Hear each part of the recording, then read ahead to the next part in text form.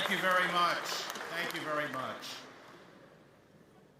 Thank you, Chuck, for your kind introduction, and I'm looking forward to working with you when you take on leadership of ATF within the Department of Justice. And Jim,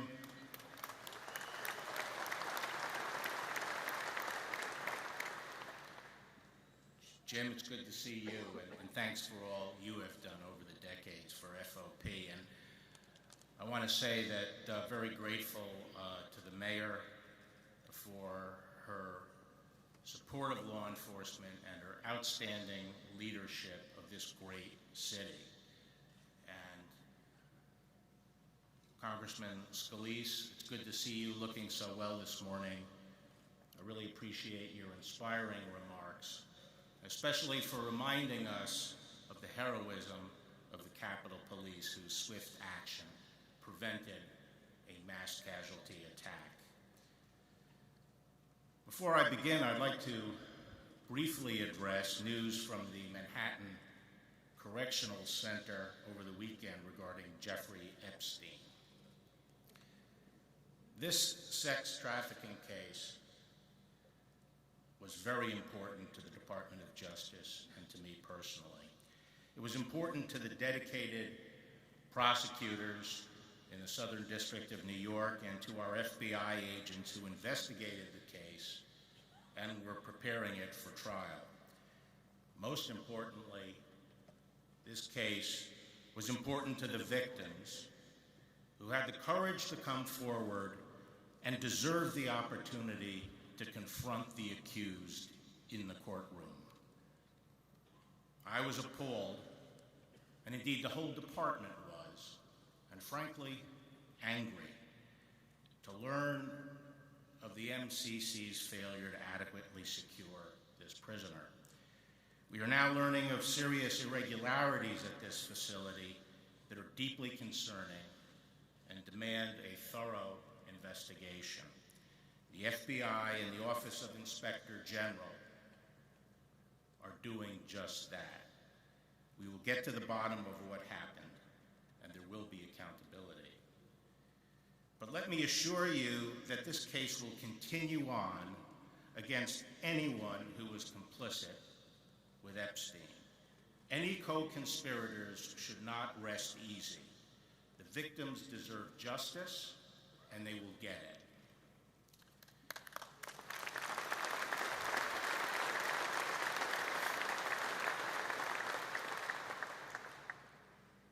And now let me turn to the reason I'm here this morning, which is to renew a relationship with old friends. It's a real privilege to join with the FOP. I enjoyed a very close relationship with the FOP during my first time around in this position, and I'm looking forward to an even closer one this time. And let me say that I am proud to serve in this administration and under President Trump, who so strongly support law enforcement.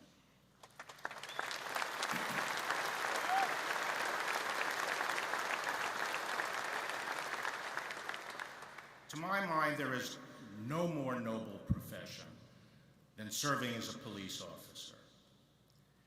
You put your own life and well-being on the line to protect our communities.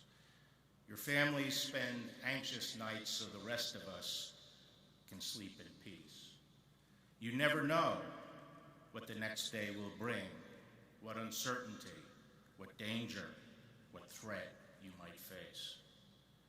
But still you get up, put on your uniform and badge, kiss your loved ones, and head out to face whatever risks might come your way. This calls for a special kind of bravery. I remember during the first Gulf War when our troops went out. I remember the 24th Division rolling out of Fort Stewart, Georgia. There were people on the highway cheering them. And when our troops came back, there were ticker tape parades celebrating their victory, and rightly so. But when police officers leave their precincts every morning, there are no crowds cheering, And when you come home at the end of the day after a job well done, there are no ticker tape parades. One reason for this is that law enforcement is fighting a different kind of war. We are fighting an unrelenting, never-ending fight against criminal predators in our society. And while there are battles won and lost each day, there's never a final victory. A final victory is never in sight. It takes a special kind of courage to wage this kind of fight, a special kind of a commitment, a special kind of self-sacrifice. And so it's an honor for me to be invited here and to be among you and to have the opportunity as Attorney General once again to support you and to salute you. The horrors of El Paso and Dayton still weigh heavily on us today. We still mourn the victims of these evil acts. We are also proud of the police who responded to the scene and prevented further bloodshed. And it was particularly stirring to watch the footage from Dayton. As the shooting started and the civilians fled, you could see the police charging headlong towards the shooter, whom they quickly neutralized. Every American should thank God that we still have men and women like them, like you, who stand ready to run toward the mortal danger. Let me assure you that the President will not let acts of mass shooting or domestic terrorism go unanswered. He has been consulting widely and has directed me and FBI Director Wray to work with our state and local partners, as well as with the private sector, to develop strategies and measures to address these threats, including developing tools that can assist us in detecting potential mass shooters before they strike. I anticipate that we will be sharing a range of proposals, legislative and operational initiatives in the near future. And I can assure you that our proposals will involve, as they always will, collaborating with you, our state and local partners. The recent atrocities also remind us of a basic truth. Human beings are capable of great good, but also of the basest evil. And even in a healthy society, violence, lawlessness, predation lies just below the surface. In the final analysis, what stands between chaos and carnage on the one hand, and the civilized and tranquil society we all yearn for on the other, is the thin blue line of law enforcement. You are the ones manning the ramparts day and night. Even in the best of times, there is no tougher calling than serving as a police officer, but today it is much tougher than it has ever been. You know, the framers believed that a free society can only exist if the people have the personal virtue and self-restraint to control their own worst passions and appetites. If people lose the values and the moral discipline to control themselves, then government would increasingly have to use external force to keep order, and the community would gradually lose its freedom. This is what James Madison was talking about when he said, "We have staked our future on the ability of each of us to govern ourselves." But we live in an age now when the institutions that we have relied on to inculcate values and self-restraint have been under constant assault for 50 years. And as a result, we see about us an increased social pathology. Boys growing up without fathers, alienated and angry young men, gangs engaged in the most brutal violence, mass shootings, increased mental illness and suicide among young people, a drug epidemic inflicting casualties beyond what we would sustain in a major war, growing domestic violence, an increase in sexual assaults and child exploitation. You name it. And who is expected to deal with this? As other institutions fail and abdicate, who is expected to stand their ground? Who is expected to pick up the pieces?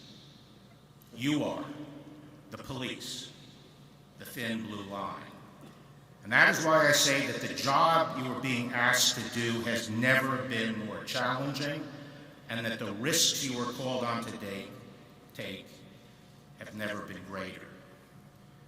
Despite the fact that a majority of people do support the police, unfortunately, over the past few years, there have been an increasing vocal minority that regularly attacks the police and advances a narrative that it is the police who are the bad guys, not the criminals. And whenever there's a confrontation involving the use of force by police, they automatically start screaming for the officers' scalps, regardless of the facts. Now, I'm not suggesting that there are never abuses. As with all human institutions, there are sometimes bad apples, and we can deal with that. But these are very much the exceptions, not the rule. If anything, I continue to be amazed at the professionalism of our police officers under the most extreme circumstances. The anti-police narrative is fanning disrespect for the law. In recent years, we have witnessed increasing toleration of the notion that it is somehow okay to resist the police. This is completely unacceptable. Previously, it was well understood that regardless of the circumstances, physical resistance is unacceptable because it necessarily leads to a spiral of escalating violence that endangers the safety of the officer, the suspect, and all in the vicinity. And for that reason, virtually all jurisdictions have made resistance to police a serious crime.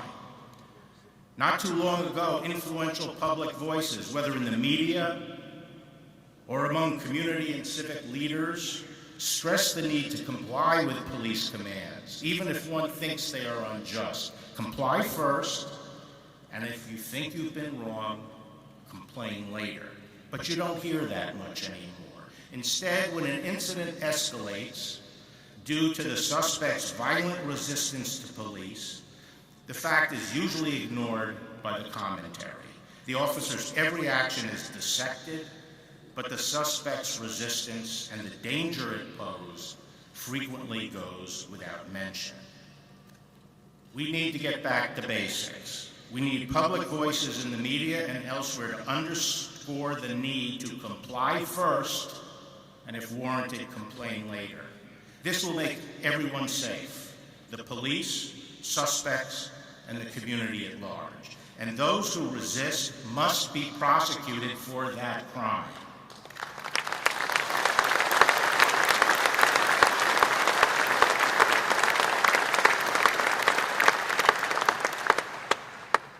We must, and this department will, have zero tolerance for resisting police. This will save lives.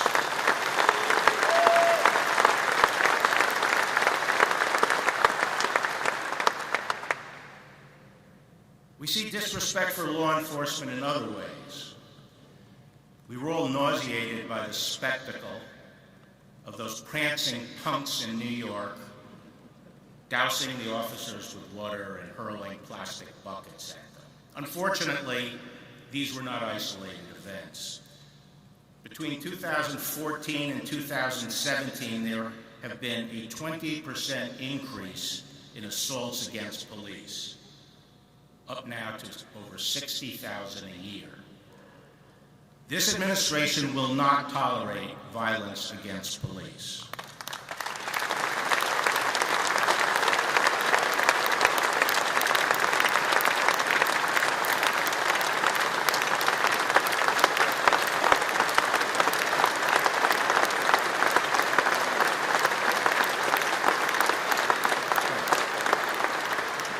We're going to do all we can to protect the safety and well-being of our law enforcement officers. And I'll share with you one of the proposals that we will be advancing after Labor Day.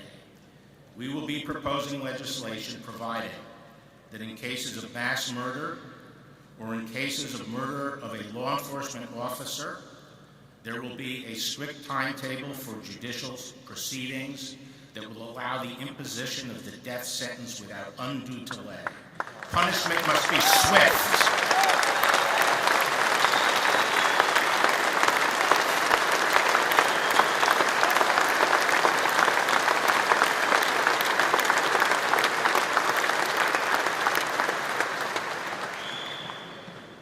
There's another development that is demoralizing to us in law enforcement and dangerous to the public safety.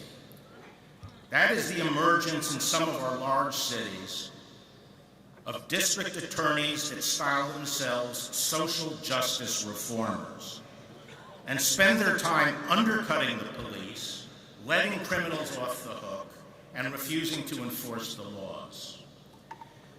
These anti-law enforcement DAs have tended to emerge in jurisdictions where the election is largely determined by the primary, and frequently these candidates ambush an incumbent DA in the primary with misleading campaigns and the sudden infusion of large amounts of outside money. Once in office, they announced their refusal to enforce broad swaths of the criminal law. Most disturbing is that some are actually refusing to prosecute cases of resistance to the police. Some are refusing to prosecute thefts. Some are refusing to prosecute drug cases, even when the distribution of narcotics is involved. And when they do deign to charge a criminal suspect, they frequently are seeking sentences that are pathetically lenient. So these cities are headed back to the days of the revolving door justice, and the results are going to be predictable. More crime and more victims. One of my messages today is that the American people need to pay close attention to the issue of public safety in their communities. As a society, we should not take our police officers for granted. I would like to see the American people gain a renewed appreciation of the noble work done by our officers in protecting our communities. I would like to see increased recognition that being a police officer is the toughest job in the country, and it is getting tougher. And I would like to see a greater commitment to supporting the police. The thin blue line is getting thinner. The number of sworn officers per capita has been dropping. We are now in a full employment economy, and with lucrative and safer jobs now available in other sectors, police departments must compete hard to attract the best candidates. Many cities are already unable to fill their ranks, and vacancy rates are increasing. The harder we make the police officer's job, the less they are supported, the harder it will be to attract the candidates that we need. And I think we can anticipate that those who come forward to serve will be increasingly attracted to jurisdictions where the community supports the police. It is imperative that state and local jurisdictions not scrimp on investing in law enforcement. At a time when government's trying to be all things to all people, it's important we don't forget the basics. And the very reason we have government is to protect the public safety. The very first duty of government is to provide for the police. And if we are to maintain the professional police forces we currently have, we must ensure budgets to fund good compensation, full force levels, sufficient equipment, and adequate training.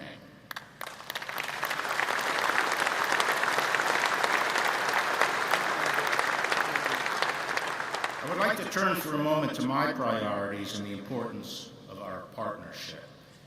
Two of my highest priorities are continuing the fight against violent crime and combating the opioid epidemic and the scourge of other dangerous drugs like the resurging methamphetamine. When I last served as Attorney General in the early 90s, violent crime was at the highest levels in our history. Starting in the 1960s, we had gone through 3 decades of reform that turned our criminal justice system into a laughable revolving door. Incarcerations dropped precipitously, and crime rates tripled during those decades, reaching their peak in 1991, 1992. Starting with the Reagan administration and running through the Bush, the Clinton, and the Bush years again, we strengthened our criminal justice systems, both at the federal and at the state level. We focused on getting chronic violent offenders off the streets and into prisons to serve meaningful sentences that protected the community.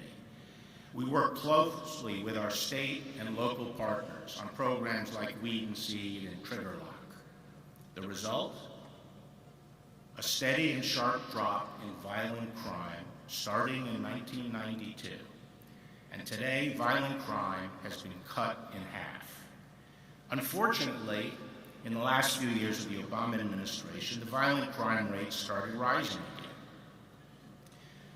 Days after his inauguration, President Trump issued an executive order with 2 clear directives. First, he declared that this administration would reduce crime in America.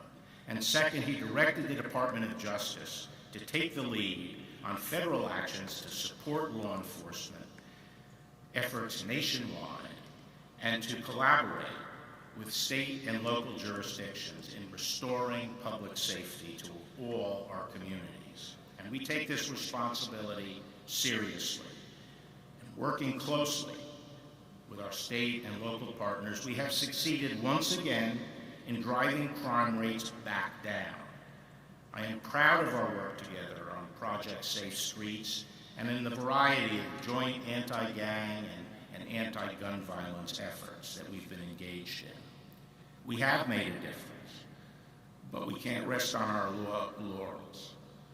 Crime levels are still too high, and we must keep up a full-court press. In the weeks ahead, we will be doubling down on our attack on violent crime. We're going to be expanding our efforts against gun violence and violent gangs. And once again, we plan on doing this shoulder to shoulder with our state and local partners. Now, on the drug front, we are facing a monumental challenge. To be frank, the Obama administration showed little interest in prosecuting the fight against dangerous drugs. A tsunami built up and has been crashing over the country, bringing death and destruction. The death toll from opioids alone is higher than what we would sustain in a major war. In a single year, we lose more people than we lost during the entirety of the Vietnam War. Fortunately, this administration has thrown down the gauntlet. It declared a national emergency. It has marshaled the nation's resources, and it's fighting back. We have a robust program to attack the problem of overprescription and diversion of illegal opioids, and we've definitely had an impact. Prescription rates are markedly down, and I'm confident that successes in this area are going to accelerate. I think our attack on illicit opioids is building momentum. It is going to be a long and difficult road, but we are gaining traction. As you know, this administration has sharply increased drug trafficking prosecutions, especially as to opioids. In 2018, we prosecuted 36% more opioid-related cases than the previous year, and fentanyl prosecutions were up 200%. Fentanyl and other synthetics are especially deadly, and unless we make progress on these drugs, the gains we are going to make elsewhere will be overwhelmed. A year ago, the department launched Operation SOS, targeting synthetics in 10 high-impact districts, and the first year's results have been impressive. And I plan to expand and intensify that initiative. Obviously, the head of the snake is outside the United States.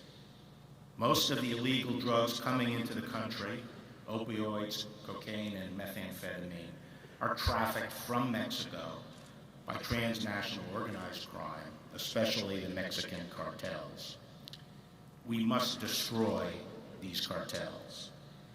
And this is uniquely a federal responsibility.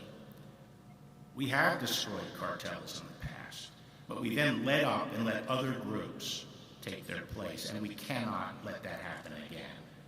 I don't underestimate how hard this is going to be or how long it will take.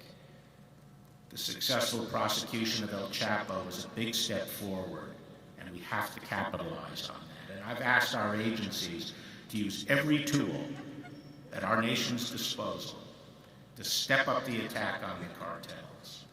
And I'm hoping that the President's breakthrough agreement with Mexico on cooperating on the immigration crisis will give us an opportunity to work more closely in attacking the cartels. In closing, I too want to thank you for all you do, for keeping us safe where we live and work. Ever since the first settlers in Boston established the Night Watch in 1635, America has had a proud tradition of professionals who stand guard against those who would do us harm. You are the latest in that noble line. Please continue, no matter how tough it gets, to do what you do. This administration has your back. May God bless you and keep you safe, and may God bless the United States of America.